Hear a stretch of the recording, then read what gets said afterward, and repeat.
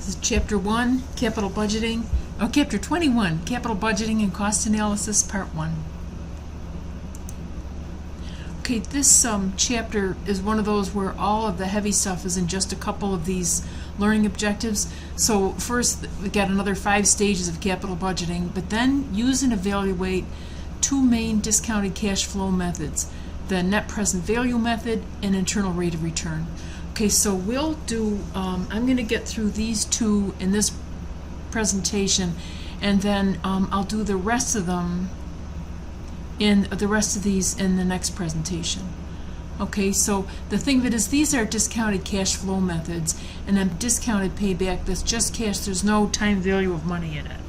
And then we'll also look at the accrual accounting rate of return, which is in every single textbook, but I've never seen it used, well, it was never used in my day at work. Maybe it's used now, but I mean, it has a specific purpose, but I've never seen it. So what is capital budgeting and why must it be undertaken? And working closely with accountants, top executives figure out how and when to best allocate financial resources among alternative opportunities to create future value for the company. Okay, that's really the objective, and because it's hard to know what the future holds and how much projects will ultimately cost, this can be really challenging, but it's something that managers constantly confront. And the other thing that you may not appreciate is that if you went forward with an idea for your company, something that you wanted to promote, you wouldn't be the only one. You'd be competing with people from all over the organization that want to spend capital dollars. So all companies need a standardized way to review these proposals, and a bunch of criteria that they use to evaluate which ones they think they're going to do. And the financials play a really big part in this, but there's also a lot of qualitative information that is important. Now, capital budgeting, the process of making long-term planning decisions for investments in projects. Okay, long-term. So we're looking at long-term financing, at bond financing, or possibly equity financing. Okay, these are complex projects, and as we calculate income on a period-by-period basis. And when we choose investments, managers make a selection from multiple projects, many of which span several periods. Okay, several years, could be 20 years, could be a very long time. Now, we've got 2 different intersecting dimensions of capital budgeting cost analysis.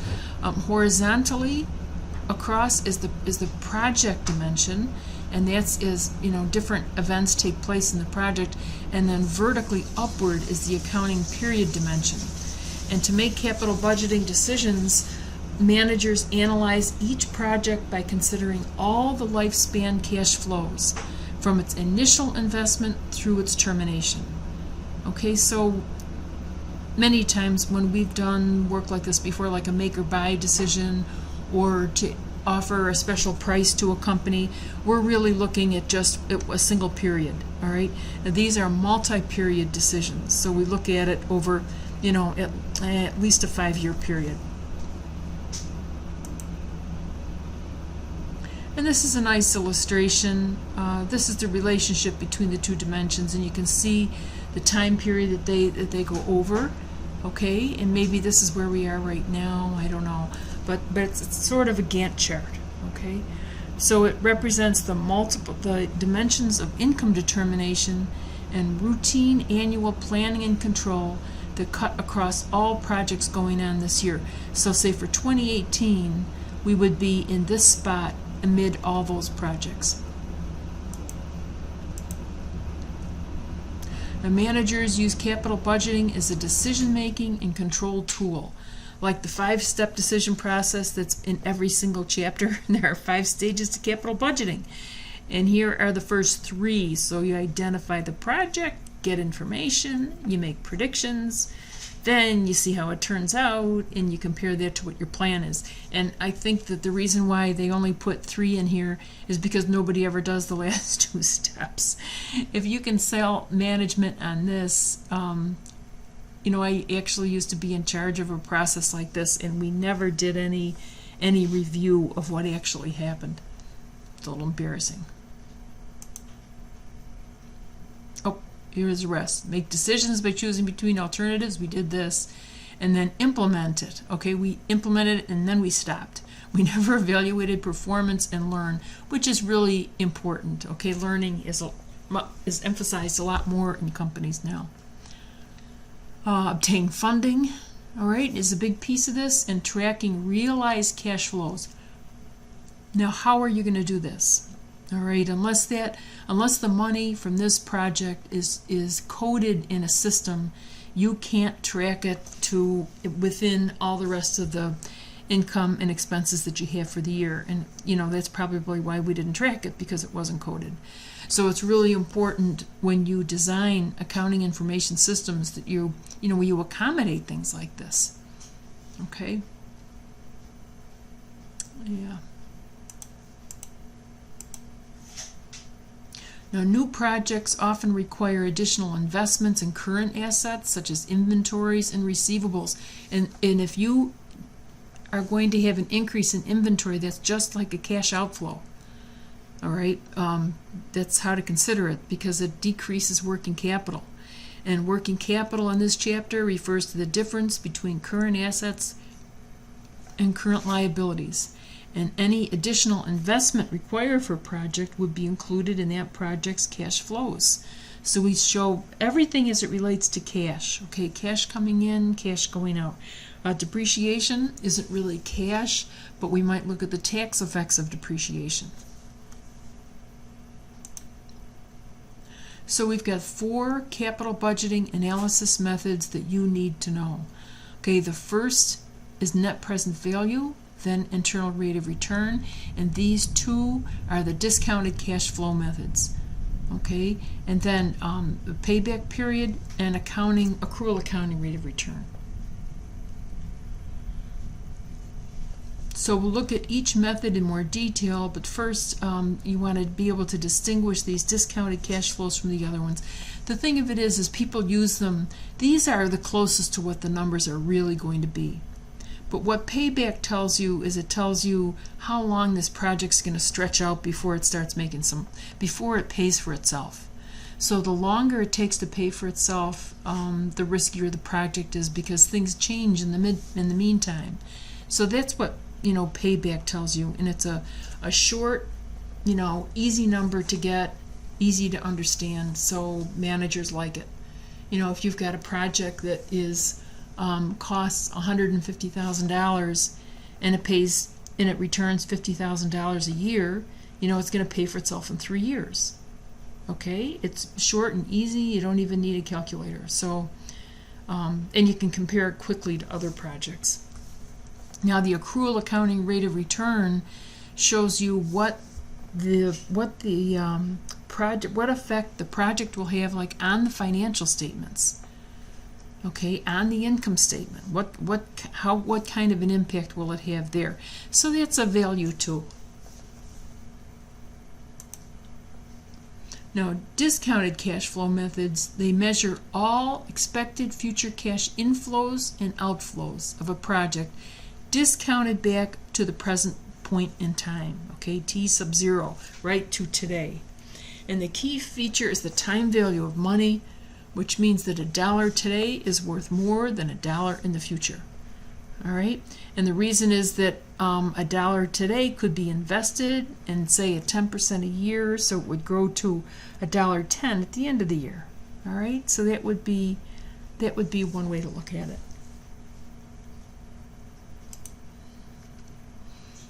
Now, the time value of money is the opportunity cost from not having money today. All right, it's like the second best option of what you could do with money. And discounted cash flow methods use the required rate of return, which is the minimum acceptable annual rate of return on an investment. Now, make sure that you pay attention to that when it comes up, because I don't know, it kind of goes over your head really fast, and then you get a problem and you don't know what they're really talking about. And if the minimum acceptable annual rate of return refers to how much the shareholders want to earn on the investment. Okay, so if the shareholders want the company to earn 15%, then a project would have to earn 15% to be acceptable. Okay? So the minimum acceptable annual rate of return on an investment. All right? And that rate of return is internally set, usually by upper management, and it usually represents the return that an organization could expect to receive elsewhere for an investment of comparable risk. All right? And it's also called the discount rate, the hurdle rate, cost of capital, opportunity cost of capital. It's all about interest. So net present, now we're going to go through these methods, and if I were you, what I would do is like go through net present value, I'll tell you when, and then stop the presentation and do one of the problems that comes along with this, or just go through it just so that you've got a more of a hands-on approach, because this is another chapter where you want to do a lot of problems to make sure that you really understand the concepts. So net present value calculates the expected monetary gain or loss from a project by discounting all expected future cash inflows and outflows back to the present point in time using the required rate of return. Okay, that's our cost of capital. You know, and this is a tough number, especially like if you're valuing companies or doing any work like that. This is a difficult number. So based on financial factors alone, only projects with a 0 or a positive net present value would be acceptable. All right? If it's less than 0, then it would not be acceptable because it wouldn't have earned what we wanted it to earn. And we'll use 3 steps for net present value. So draw a sketch of the cash inflows. Okay, let's see at the next slide here. There we go. Well, oh, this is really hard to see. Let's say, this is a little better, sorry. Draw a sketch means here is the activity that happened. Okay, there's my additional investment. That's a cash outflow that happens at time 0. Okay, this is 0, 1, 2, 3, 4, 5. So there's a cash outflow, and then we start earning money. And the project earns $180,000. It earns $180,000 each year, okay. But we're going to discount it back to today's dollars.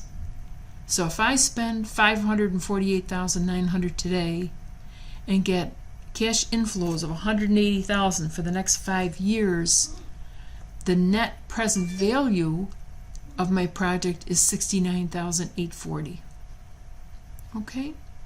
And what they've got here is, since the Wilton will do this in the problems, but since all the cash flows are the same, you know, exactly $180,000, we can use an annuity table and discount it using the present value of an annuity, which would be, you know, a payment at the same amount every year.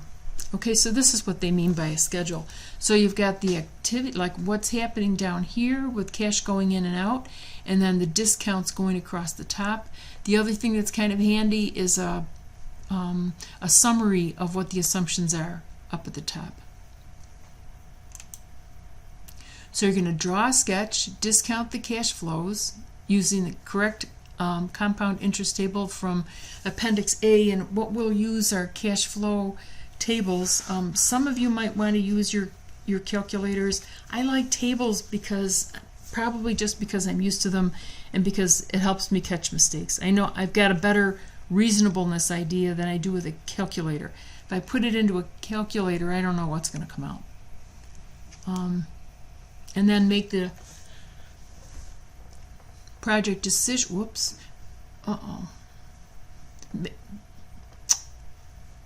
Make the project decision on the basis of the calculated net present value. So 0 or positive would be accepted because the expected rate of return equals or exceeds the required rate of return. Okay, so here's our chart again. This is exactly how we'll do it for our problems. And the next one we're going to do is internal rate of return. So you could stop here right now and just do one short net present value problem. Okay, internal rate of return method. And what this does, this sets two sides of the equation equal to each other, and you solve for the discount rate. So the internal rate of return method calculates the discount rate at which an investment's present value of all expected cash inflows equals the present value of its outflows. So we set the inflows equal to the outflows and then figure out what discount rate will do that.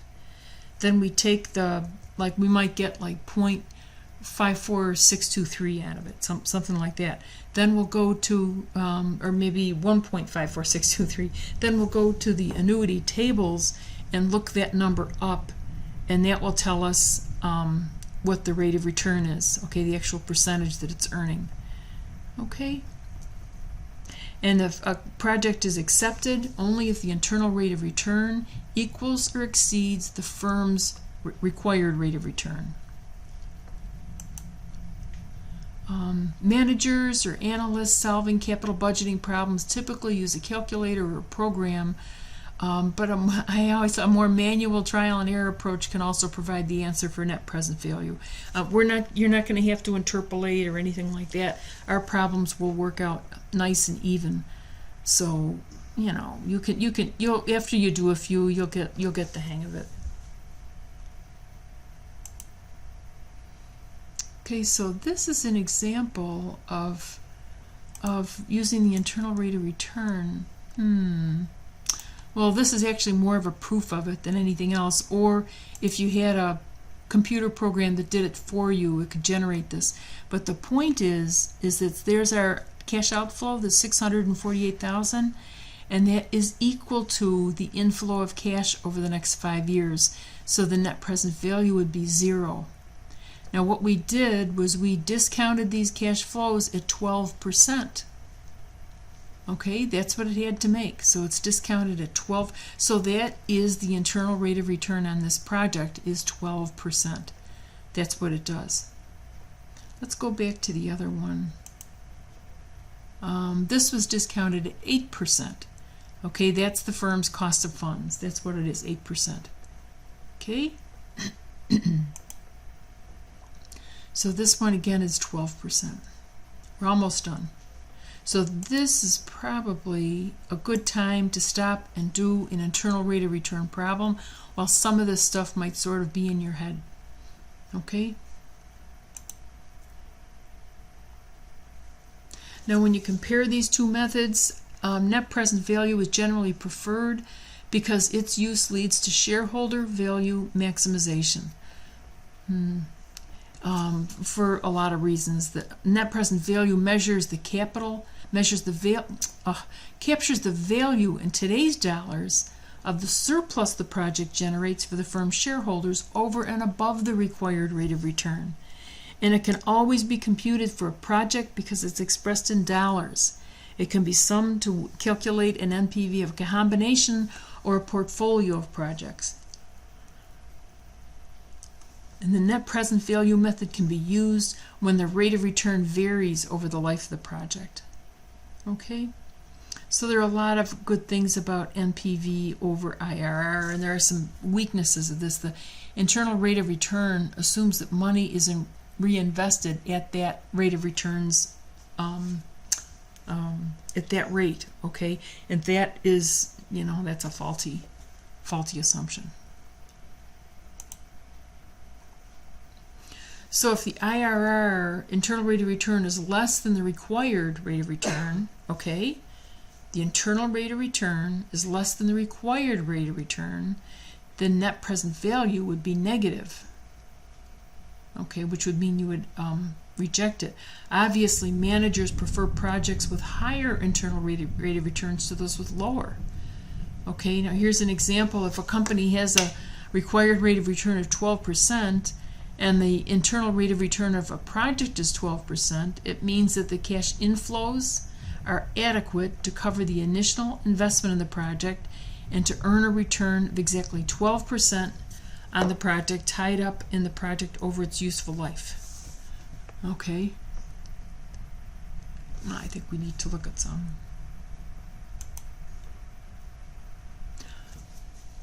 The internal rate of return is more prone than net present value to indicate erroneous decisions. See, and this is what I mentioned before, the IRR implicitly assumes the project cash flows can be reinvested at the project's rate of return, not necessarily. So it's slightly overstated. And net present value accurately assumes that project cash flows can only be reinvested at the company's required rate of return. Okay, which is a little bit more conservative. Still, IRR is widely used because because managers find it easier to understand the net present value, and that is just a fact. That's just the way they are.